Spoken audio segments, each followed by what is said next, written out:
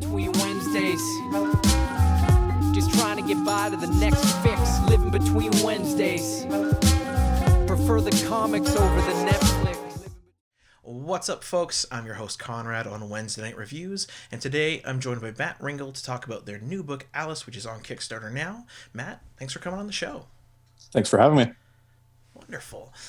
So I always like to get to interview indie comic creators, but very specifically, as I am Canadian, I like to review Canadian indie creators, and as I know it or understand it, you are from Southern Ontario, is that right? That's correct. I am from Southern Ontario, but I now live up in the Ottawa area. So. Oh, cool. Yeah. How long have you been there? That's a good question. 15 years now, so. Oh, cool. It's been quite a while. Okay. I've never had the chance to go to Ottawa, so I've talked to yourself now among a number of others who do live there, and I like the sound of it, so I'll have to go. Yeah, it's not too bad. Yeah. So, as mentioned, we're here to talk about Alice, which is your new book on Kickstarter. What can you tell us about Alice? So Alice is kind of a sci-fi cyberpunk, wouldn't say retelling, but it's kind of the classic tale almost, but with that kind of cyberpunk sci-fi kind of spin to it. So it's not going to kind of necessarily traditionally follow the source material, but it's going to pull some of the elements out of that story for my own story. So it's going to be it's planned for a 4-book miniseries, and they're about 31 to the first issue is 31 pages. Other issues might be a little bit more. So nice. Okay. And one thing in the description of it on Kickstarter was that it is inspired by or similar to, say, Ghost in the Shell and The Matrix, which for me personally near and dear to my heart. And when I looked at the samples and pages you guys have up online, definitely the Alice in Wonderland, like the Queen of Hearts, the Jack motifs, the cards and stuff like that, I really dug it. What made you want to sort of mesh them? Always been a big fan of Alice in Wonderland. I've liked all the different kind of versions of it, and I always thought like the cyberpunk kind of element would be really good with it. Alice in Wonderland is one of those stories that pops up everywhere in pop culture, even when you like least expect it. The Matrix, even the first movie, even leaned pretty heavily into it. So I wanted to kind of take it a little bit further than that. So nice. And one thing like that just personally caught my eye was the main cover for Alice, which I'll put up here. Very much so reminds me of the sort of famous shot from Ghost in the Shell, whether it's the films or the TV show, because they always reference it, of Modoko standing on top of the building overlooking the city, where you and your creative team have recreated that very well. So it looks quite exciting. What is sort of the general storyline for Alice? So the general storyline for Alice is, Alice is working for the United States Air Force as a scientist. She's also a pilot. She's working on an experimental project that is supposed to it's almost like a wormhole type project. Oh. So she ends up kind of accidentally transporting herself to a parallel Earth. And the parallel Earth is a little bit more technologically advanced, a little bit more with that cyberpunk kind of look to it. So nice. I dig it. That's actually super cool. So one thing I always like to look at when I look at a creative team is, obviously you're from Canada. The other folks on your team, though, are, as I understand it, fairly international. So who is it that you're working with on this book, and how did you meet them? That's the great thing about kind of the internet these days, is you don't have to be in the same kind of town or even the same country to work with some people you really want to work with. So for the art, I have Marika Cresta as the artist. She's done some work with Marvel, with Dr. Aphra from Star Wars, a few things like that. Then I have Fahriza Kamaputra as for colors.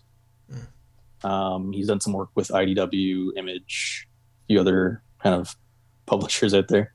Yeah. He's done some work on Teenage Mutant Ninja Turtles, And then for my letter, it's the same letter I've gone with for Fallen. Does an amazing job. Very popular in the Kickstarter and indie world right now is Toben Racicot. So Yes, Toben. I've interviewed him, and I've also seen his work on a number of projects. He continues to surprise by just having his finger sort of in everything, which is amazing. yeah, one of these days I'm worried that I'm not going to be able to book him because he's going to be too busy. But I hope so, in the fact that I hope that he gets that much work. Also, I hope not, because I know once you've been able to establish a good team, you want to keep with them. yeah, So I hope for your sake, he's always able to take you on and work with you. hopefully. Oh, definitely, yeah. You mentioned Fallen, actually. So Fallen was a book I checked out, and I really enjoyed it because it wasn't anything that I expected. So for the folks out there in YouTube land, what is Fallen? So Fallen is my first project. It's kind of where it started out as I wanted to make it a comic book, and then when I started researching on how to make comics, it almost came across as maybe a little bit of an overwhelming kind of endeavor. Oh, okay. So I started adapting it for a novel, and then I went back and I said, nope, I like the imagery in my head for what I want to kind of put out there, and I want it to be a comic. So changed gears again, went back to the comic. So Fallen is a mythological kind of crime noir, a little bit of a detective story thrown in there. It kind of tells a story of all these crime families that are made up by the kind of like the mythological pantheons. So yeah, so yeah. So the main character, he is kind of like an immortal kind of assistant of one of the crime families, and when the first kind of murder kind of happens, his world kind of gets thrown in kind of a loop. So I would definitely agree, and one thing I liked about Fallen is, one, like the aesthetic, the style, especially the cover for the first one really pops. So it is set in the 80s, very vibrant neon 80s. And what I thought was interesting and well done, because you heavily work with, I suppose, is the Greek pantheon, so like Zeus, Ares, those types of gods, in one crime family, and then in the other you touch on the Norse gods, Odin, Loki, and Thor. And I liked how you portrayed how differently they would function as like a group of people, as well as, of course, as a gang. But I was really curious because it was very fun and I highly enjoyed it. I wanted to ask how you, for Fallen, wanted, or why you chose to go with a noir story, because while it's very well executed and I enjoyed it, how did that idea sort of come about? So it's been kind of an idea that was kind of in development for a little while, kind of in the back of my mind, where I was kind of thinking, oh, this would be kind of cool to kind of have it go this way. And then a lot of my inspiration comes from the movies I watched as a kid growing up. So it was all 80s movies. So like Blade Runner, and then all the like, excuse me, Godfathers, Scarface type thing from the 70s. So I always thought it'd be kind of interesting to see like these almost like crime bosses that thought that they were gods actually be gods. So, and it was kind of interesting. It was fun to kind of play around with how each one would kind of be represented in the world. So like the Greek gods are kind of like the more mafia type. The Norse gods are fairly in the obvious, the biker group. But then even with the other gods that are going to start kind of showing up in Fallen, there's like the Shinto religion. You'll get some Aztec gods in there too. I don't want to give too much away, but please don't. Yeah, avoid spoilers, but that's already quite exciting. Yeah. So in issue 3, it was issue 3. The Shinto gods kind of start making an appearance. So.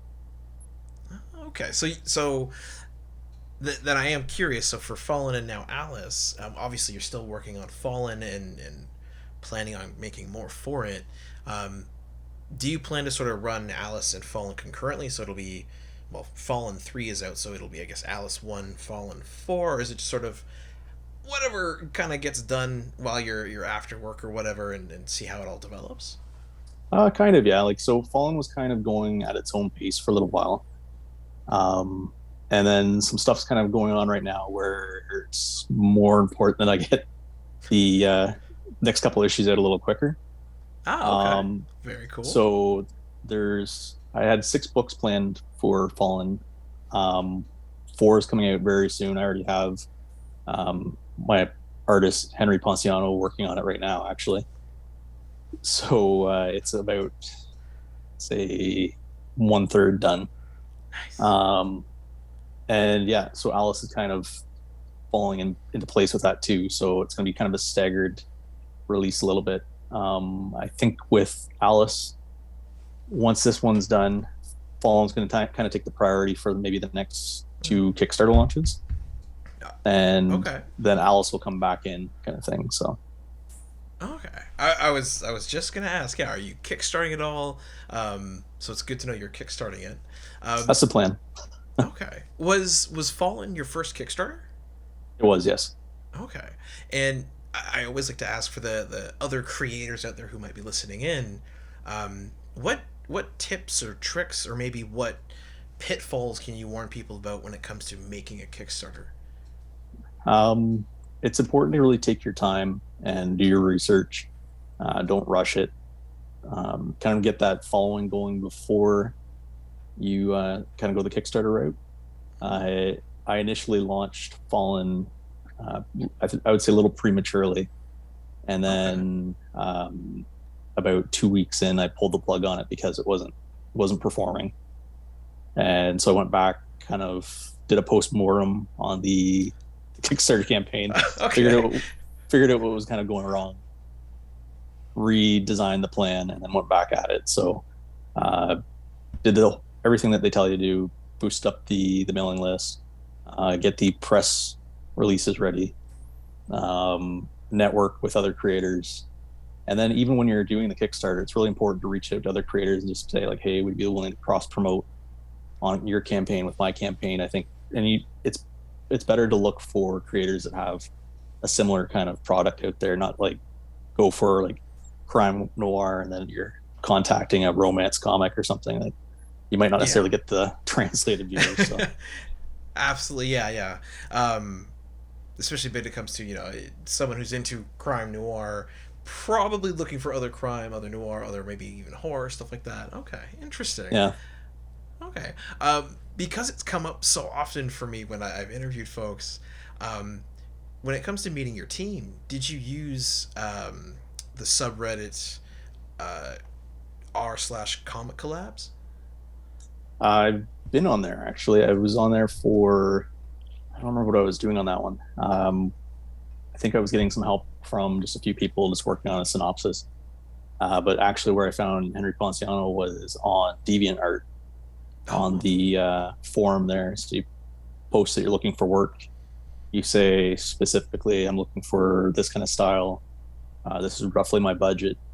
And then you get bombarded with a bunch of people that are sending you like furries and all kinds of stuff. You're like, that's not what I was looking for. So eventually you weed through all that, and I found Henry's portfolio in there. So his style really fit well with the project. So yeah, for Fallen, yeah. And what about the artist on Alice, Marika? Am I saying that correctly? I believe so, yeah. Okay. I've only spoken to her through emails and chats, so fair, yeah. Verbally, it's yeah. Yeah.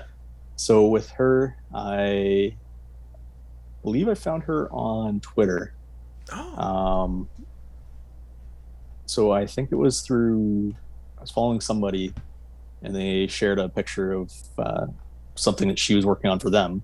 Okay. And I was like, that's the art style I actually want for Alice. So I contacted her. Initially, the page rate that she pitched me was way out of my budget, but we were able to kind of negotiate on some things and work some stuff down. So okay. Interesting, because what I will say, so the Alice the book, again, folks out there in YouTube land, you go right on Kickstarter, you can check it out right now. What genuinely shocked me when I was going through is the quality of the drawings. Specifically for me, because I'm a big DC guy, like Batman, I like Justice League. I found that her art style very closely looked like that of why is his name blanking now? George Jimenez or Jimenez.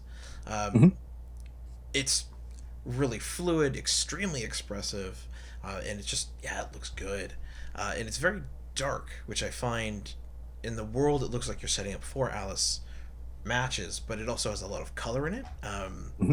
So I'm gonna put a shot up roughly here of I believe it's the Jack of Hearts coming out of it. Looks like an armored vehicle, and he's got his uniform. It's got all sorts of buttons and stitching on it, which looks beautiful.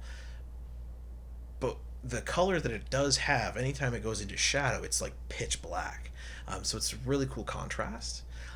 So the artist, as well as I'm assuming your colorists, have done a fabulous job. Yeah, like it's just a beautiful book to see come in. When I get the pages sent to me, I'm just like, oh wow, like every single time. So I'm looking forward to seeing it complete. So love it. I always do like to ask, when you first get them in, do you try to for yourself immediately analyze and go, okay, is this perfect? Is it what I want? Or does it just kind of hit you and go, oh my god? So I analyze the roughs primarily. Like when she sends me the roughs, they're detailed enough that I can see if there's elements maybe missing, or there's kind of like a different perspective kind of missing. But she's pretty good at kind of figuring out what I was kind of seeing in the page in my script. So, and even then she'll still have her own spin on it. And when I get it, I'm just like, that's incredible. Like, I can't believe that I put something out there and you sent this back to me. So awesome. And what I do want to let people know, so Fallen 1 to 3, which is out now, I've read it. How can people get that? So Fallen 1 to 3 right now is on Indiegogo in demand. It's also on my personal website at badbeavercomics.com. But I'm not entirely sure if I'll be keeping that. I might just be switching to the Indiegogo, or just having the website just for a portfolio. The online store side of it's kind of a little bit more work than I want to do with in between getting books out and writing. So yes. As I understand it, actually everything after the creation of the book is done, there is still a ton of work to do. So I certainly understand. But yes, so folks can go out there now and get Fallen 1 to 3 digitally, correct? Yes, they can get it digitally, and they can also get it physical copies on in demand too. So I have those ready to ship. So. Okay. I prefer physical myself, so you may get an order soon. Are you gonna appreciate? You've got to still for Alice do the Kickstarter, get it all printed, get that all sent out. Do you think you'll roughly do the same thing? Budget for your Kickstarter allowing to have print copies and digital on demand afterward? Yes, yeah, I'll keep that going as long as I can. With Alice, just because of the creative team that I'm working with, and there's more people involved, the budget is significantly higher than the Fallen one. So right now it's not performing as great as I would like, but I'm all for the story. So one way or another, it's going to eventually come out, whether I have to pay for it by like one page at a time. But so I love it. Please, no matter what happens, keep that determination. Yep. As mentioned, from everything I'm seeing, this Alice looks fabulous, and I'm highly enjoying Fallen. One thing I did want to ask, because the art styles do vary quite a bit, and accounting for obviously two different artists, but you as the writer do contribute to what you want in the scene. Obviously, you tell them, depending on the level of creative control you're giving them or keeping for yourself. you're letting them know what to have in each panel, how the page should flow, that kind of stuff. They are very different when it comes to how much detail is in them. So I'm wondering if is that a matter of just the collaboration between yourselves and the creative teams on both books? Is that, from Fallen you've learned and taken and put into Alice your new knowledge? What sort of accounts for the differences? It's a little bit of both of those. Like, so I've learned a lot more with Fallen that I applied some to Alice. Also, it's just the art styles are different too. His art style is a little different for what we're working with Fallen. But I'd say what I learned the most was pacing, probably. So I kind of, with Fallen, as you probably have noticed, it moves a little quick. Yeah. Which is not a bad thing. No. But so I've kind of learned to kind of pace myself a little bit more with the book, kind of let it breathe a little bit more, but still have those action punches that are needed to keep you going. And just kind of polishing up the dialogue and stuff like that. So, for the art style, it's mostly just the kind of differences just with the teams at this point. So, okay, cool. Like, I always like to see the growth and the change. Obviously, it's very easy to see that with an artist because you can see, look at page 1 to page 20 in the book, or look at book 1 to book 3 or whatever. When it comes to an artist or a writer, though, obviously those changes aren't as just readily apparent. So it's always cool to see what people take out of the creative process and the final product to add into the next one. For your books here, because I look and I didn't. When did the first Fallen actually come out? The first Fallen, I think, was 2019 or 2020, so it was a few years ago. It's just been kind of slow having them come out. Like, it's only been like one a year, pretty much, at this point. Just because Henry, when I first started working with Henry, he got pretty busy with a couple other projects that were being out with publishers, so he had a deadline with them, and he didn't with me. So I was kind of like, as it can get done, get it done, kind of thing. So and like, he's worked with a couple different publishers, so he's been pretty busy. And that's why this one for Fallen 4, I'm getting it done while Alice is kickstarting. So there's not going to be that kind of downtime in between. So okay, I laughed a little bit earlier. The reason for that was you did them one a year, and you said that was slow, and in my brain I went, that sounds about average. So it sounds like you're ramped up, you're ready to go, and you want to just go. That's fabulous. Yeah. Ideally, because when I have interviewed other creators, like I said, they often sort of 50-50 split between wanting to just do comics, just be a writer or an artist full time, and then the other group is usually, I like this as a hobby, I like this as evenings and weekends or whatever. What camp would you say you're in for that?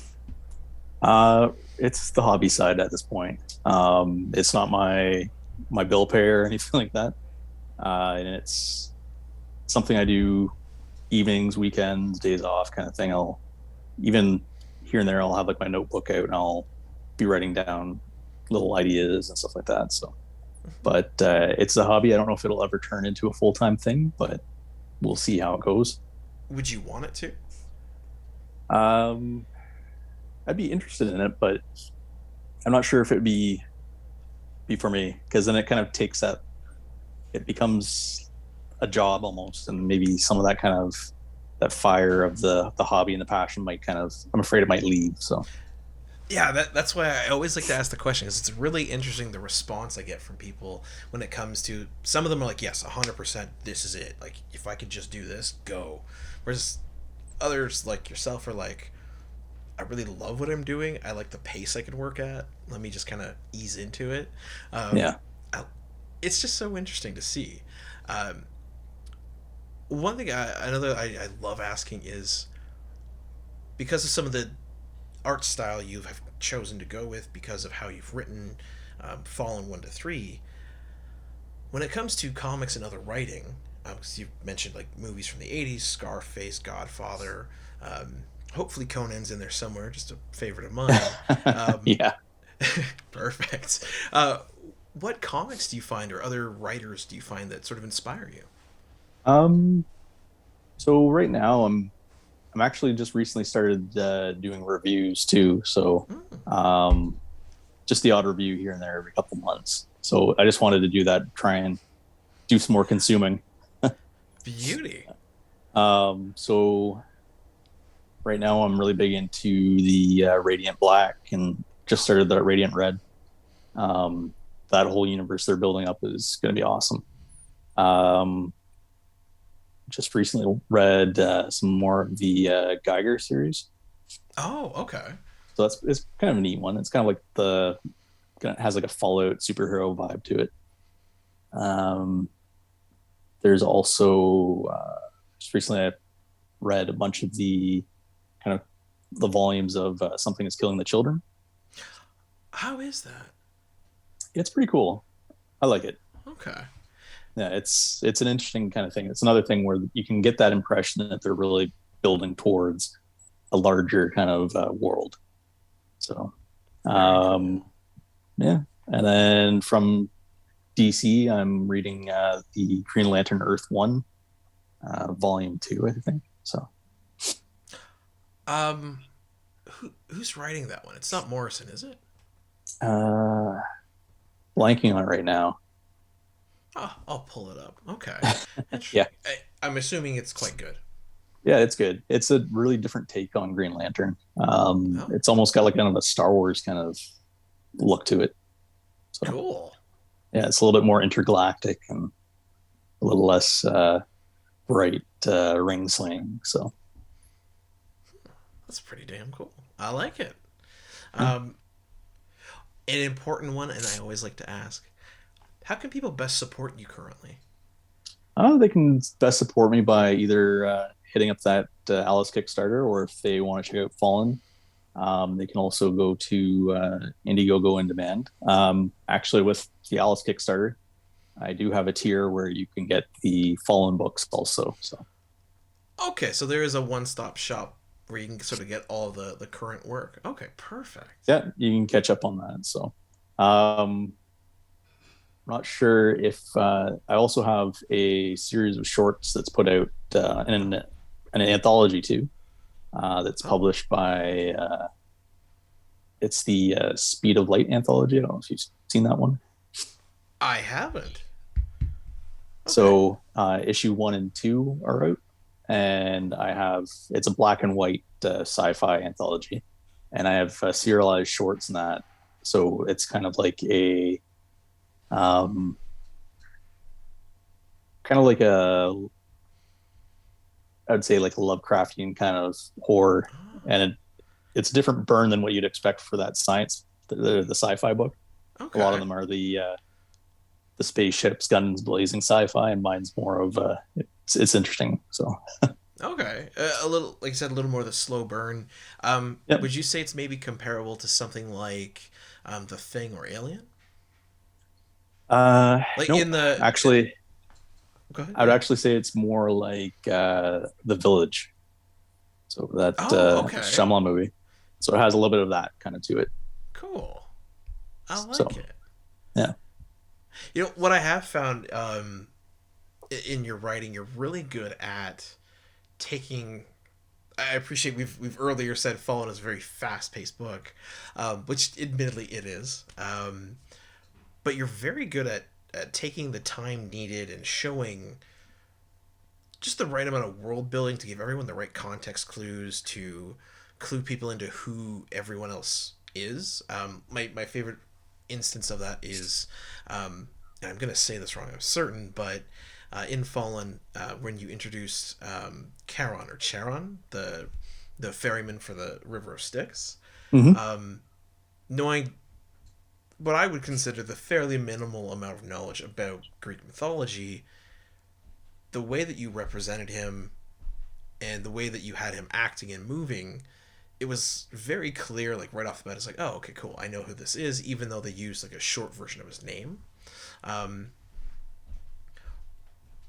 when it comes to writing characters like that, how did you sort of, maybe not refine, because I appreciate you will further refine your art, but how did you come into that style to be able to just sort of massage characters in, even in a faster book like Fallen? So it helps that I'm a pretty big fan of ancient mythology. So I have a lot of the back information in my head. Cool. So then I just kind of have to figure out how would that person kind of carry themselves or conduct themselves in 1980s New York City. So yeah, so you just have to kind of start kind of figuring that out. Where they'd kind of want to work, or what would they be drawn to, that would kind of still be part of like their main character, or their kind of the essence of their character. So with him, his kind of profession that he fell into, I think, is a fairly well-fitting one. So agreed. I don't want to spoil it because I want folks to get these books because they're really good. But sort of, I don't even know if I could say it. Basically, maybe I'll edit it later. Who knows? As when we're sort of introduced to him in his workspace, and he's sort of talking to his subject, doing his thing, I really liked it because it was like the character of Charon, and I hope I'm saying that right. He's always depicted as either this unfeeling, emotionless, almost death-like creature, or I've seen him depicted as like this epically large, almost melded with a boat being. So to see him like, well, how you've had him and really humanized him, I highly enjoyed it. And I think you did a good job at, especially with the Greek pantheon, who, while they are larger than life appearing, they kind of have a lot of messed up stuff going on within all of the relationships, which kind of, for a lot of people, will make sense. It makes them very human. I think you've done a good job at depicting that. thank you. It was a lot of fun kind of putting them together. So Absolutely. What kind of characters can we expect from, say, Fallen 4, 5, and 6, without giving us context and spoilers for your story, but like what kind of gods can we expect to see? so you're gonna not necessarily see more of gods from the Shinto kind of background, but you'll see more elements of them. Because in Fallen, there's the immortal kind of assistants that I've named wards. The Shinto wards will kind of come into play in a little bit. There'll also be more kind of not necessarily on the page, but reference to the Aztec gods. And then there's also other stuff coming up that's going to be a little bit more of a bigger reveal. So. Oh yeah. Yeah. Being someone, I come through mythology through mostly things like video games or pop culture. I'm familiar with like the word Shinto. I've a grasp of it. What type of gods exist within that belief, religion? I don't know what the word to use for it is. So for that religion, it's almost all religions kind of have a commonality to a certain god that represents a certain aspect or an element of that culture or of life in general.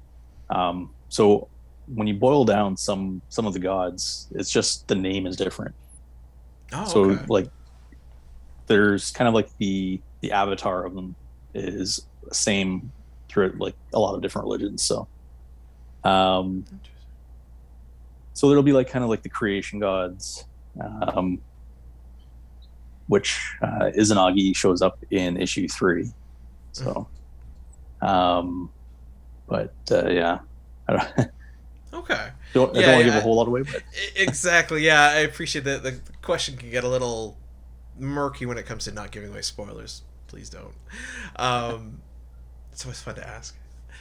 One thing that I will ask then, so for Alice, I appreciate Lewis Carroll, who is the author of Alice in Wonderland, if I'm not mistaken.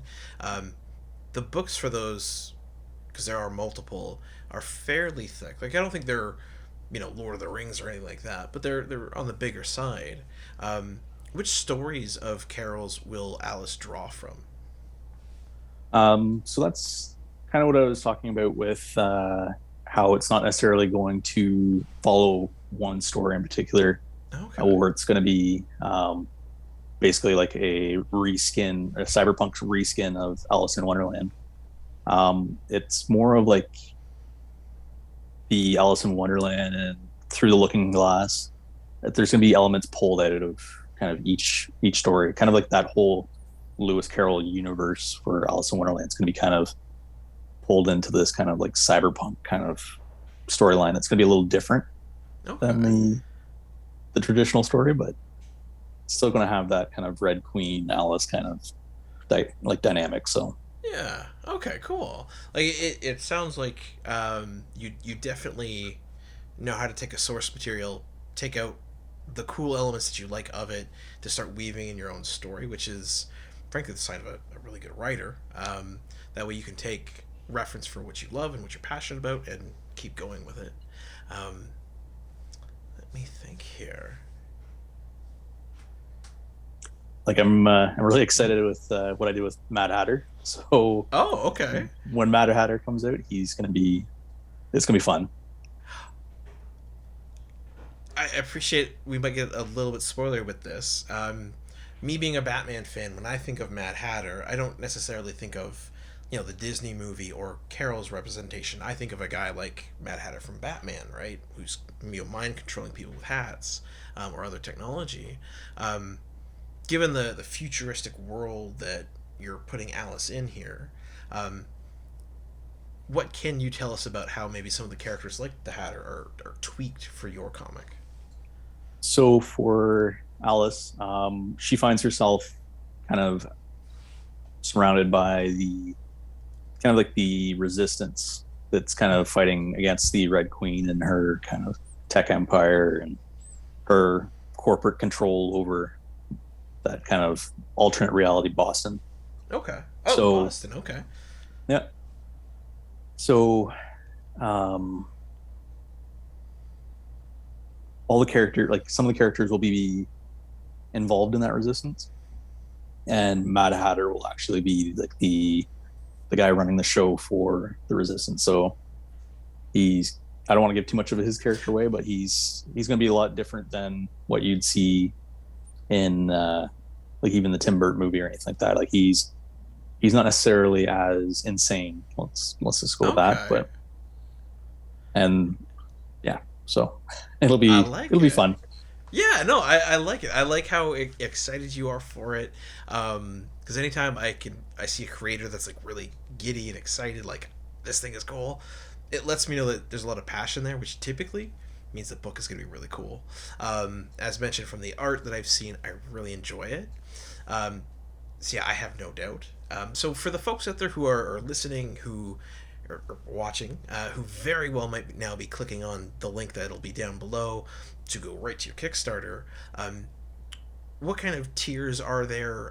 What kind of, not prizes, I guess, but what are the different options they have for supporting you on your Kickstarter?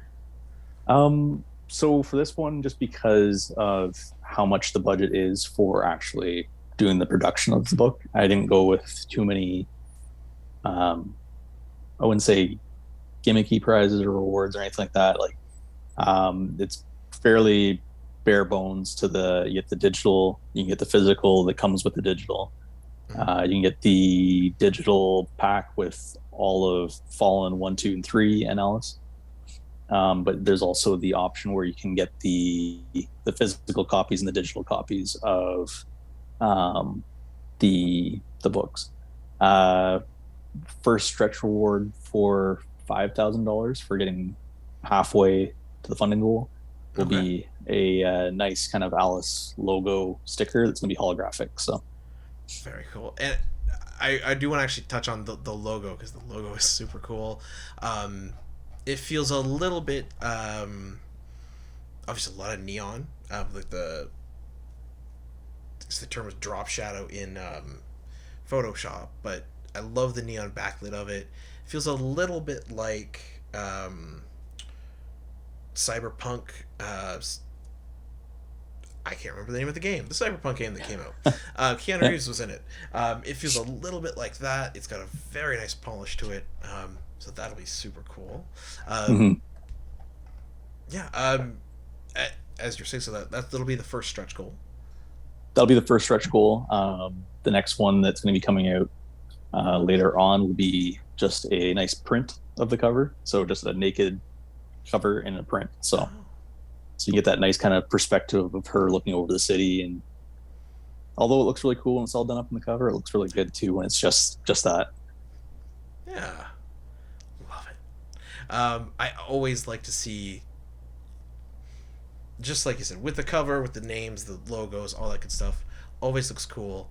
But I definitely enjoy, when you can have the industry term would be like the version cover where it's just got just the image. So I'm glad there's posters out there for folks. Yep. Awesome. So truth be told, you've kind of gone through my gambit of questions. So I always like to end my interviews with the same two. Very easy. So one we kind of already touched on, but because you've already talked about the comics, maybe. What books are you reading currently? For books, currently, it's been not that many. It was like, as I said, the Radiant Blacks, the Something Skill in the Children. Earlier this year, I was reading Red Fork.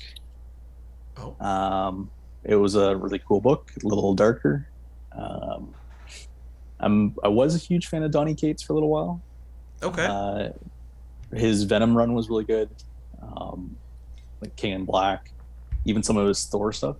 But then I found that with Marvel, he's starting to kind of repeating the same formula a little bit. Oh, okay. And then his indie stuff was really good. And then his latest one where he kind of put himself in the book, I was kind of like, I don't know.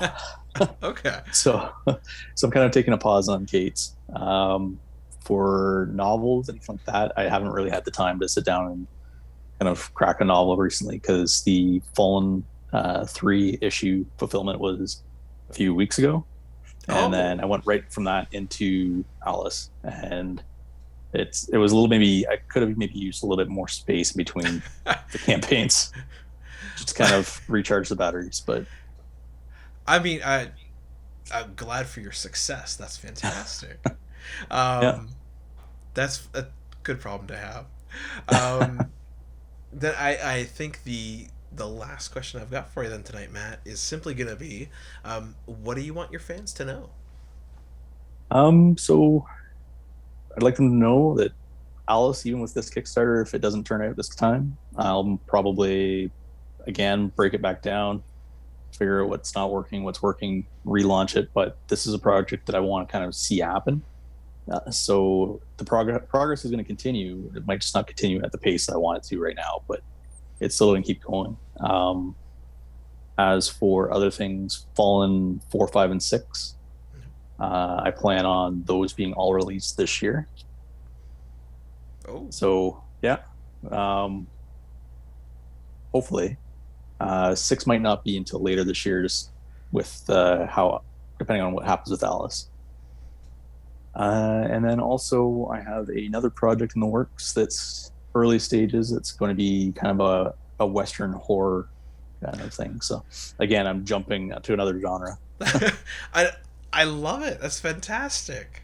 What I have found is famously, just from interviews and what I've read on him, Jeff Lemire does something similar where he likes to write a whole bunch of this stuff. He'll take something, write a bunch, put it down, pick it back up, write some more, put it down, work on this, work on that. So if that workflow works for you, Matt, more power to you. The fact that you want to get minimum, it sounds like 4 comics out for the rest of the year, Alice 1, Fallen 4, 5, and 6, power to you. I love it. I love the passion. So Matt, absolutely, thank you so much for taking the time to come on the show today. It was a pleasure to talk with you. Thanks for having me. It was great talking with you too. Awesome. And folks out there in the world, thank you so much for tuning in. As mentioned, all the links down below. Check out the Kickstarter. Follow Matt on social media. There will be links for you to get everything you need. And thanks for tuning in. Golden age to present, digest to oversize. Never miss new comic day. Yeah, no surprise. So where's my no prize? Check the letter columns. Can't find issue 2? Collector problems, cliffhangers, mysteries. You need answers. When did Batman become Green Lantern? I get it. True believer, not lying. Always up for an awesome summer crossover.